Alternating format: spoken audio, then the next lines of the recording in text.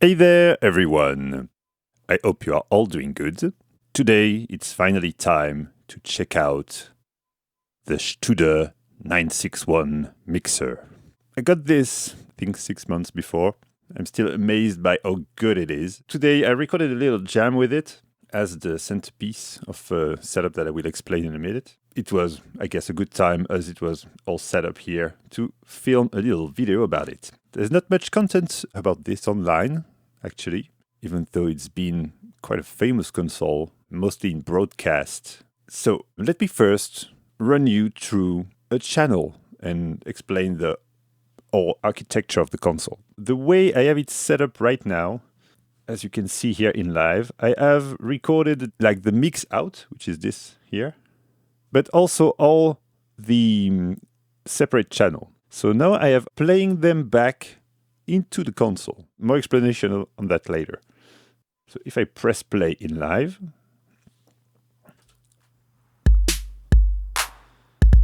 I have all my channels. So here we are on channel number 1, which is the 808. Here we have the 303, MC202, Surge, Weirdness, and the stereo channel of make noise thing. This one's not well balanced at all.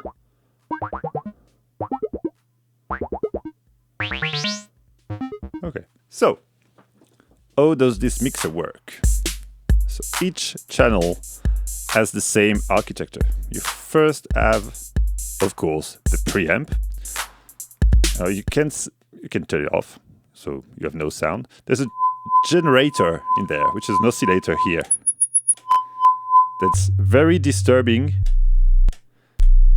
The low parts are working okay, but the high ones are completely fucked up. And I use it sometimes to make fun stuff, but yeah, not today. Then we have there's two inputs on each channel. There's a line input, which I'm using right now. So I have the output of my audio interface all plugged into all those mono channels. So I can run basically 9 different things from the computer to those 9 first mono channels. So you have a gain. So first thing about those is that the preamps are awesome. Like, compared to the one on the RME U6 that I use as an audio interface, it's just like, those sound awesome. And the best is when you manage to get them to overload just a little bit, and then back off, so they don't actually overload. This is where they sound the best. I've run a few different try with this, and yeah. So you have this first. So you have either line or mic. It's actually cool because you can use both at the same time. Not at the same time, but you can plug 2 different things. So here I have the line. If I select the line, I have the line. And there's a mic input that's using right here that you can see. I have some DI, like a rack with 8 DI that are plugged into the mic input. So if I want to work from the computer, I set everything to line, and I can mix stuff from the computer into here, or I can put those to mic, and then I can I can record stuff from the machines, external instruments directly in there. So we have also a phantom power, classic for the condenser mic, a phase invert switch, a low cut that you can hear properly, especially as this is quite low.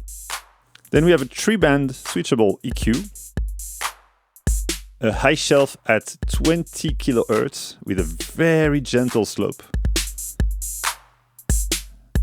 which acts quite just like a sort of air band. Very softly removes or adds very high frequencies.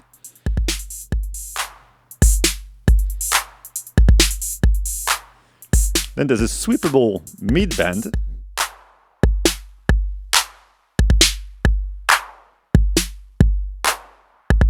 Here you have the frequency, and here the booster. With 808s like this. Yeah, I like this place to boost a little. You have a low shelf at 20 Hertz. Same thing as this one, it's very like smooth curves.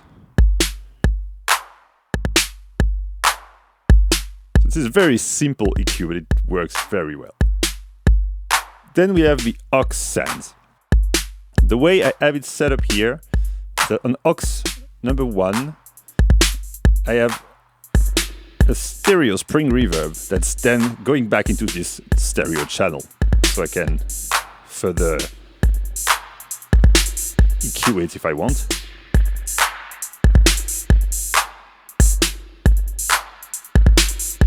Okay, so I can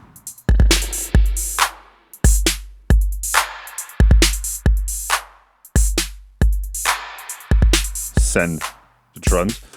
Those can also be pre-fader if you just take it like this, so you can have only the wet signal coming out of here without having this guy in the mix. So what we are listening right now is the output here. So this is what I'm sending that channel to this output because it's selected over here. The spring reverb is also going there. Okay, you get the idea. Then here I have a delay.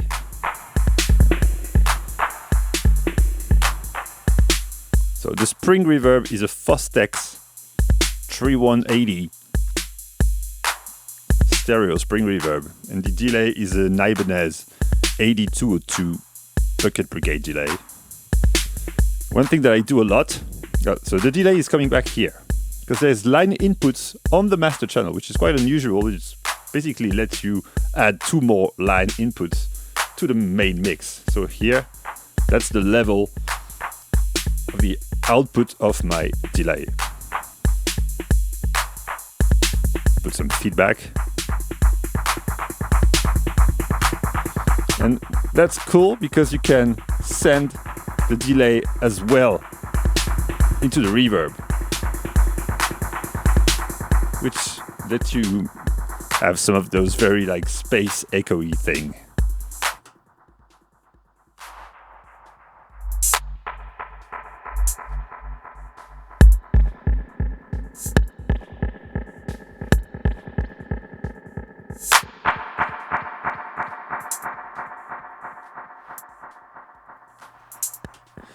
Okay, so this is basically how it works. Then you have, of course, a pan, mute, Pfl. We won't use that because I don't use the monitoring from the console. I have it set up right like this, so I can basically make a jam out of the pre-recorded things that I have here in live. And so as the first take I did out of the main outs with all the instruments coming in wasn't that satisfying to me, I decided to make it like this. So I have all the channels are going out here to the output of my audio interface into the console. So I can basically start the song again at the beginning. Remember, it started with just the 808 like this. And then I can play around with the aux, because what I'm recording right now is the output here. And then I can add the other elements whenever I want, like changing the EQ and stuff.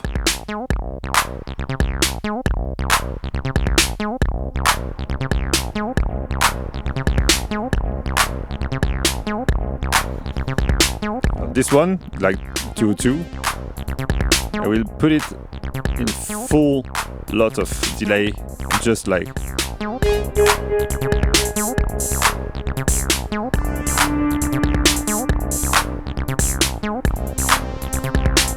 This is also why I like having an analog mixing desk, is that it can easily become sort of an instrument.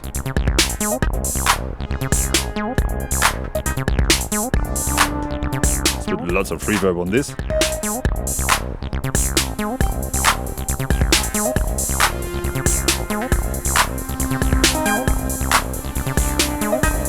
Let's pan those like this.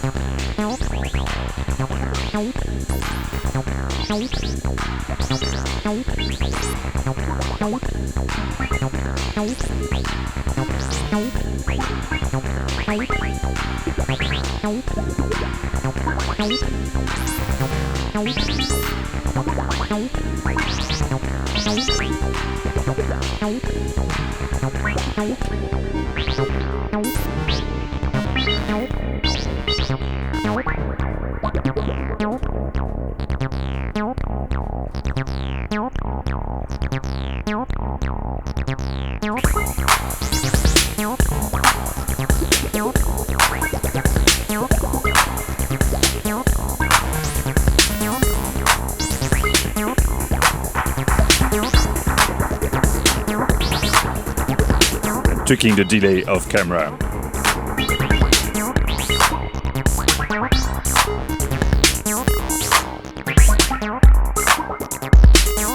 Anyway, you get the idea.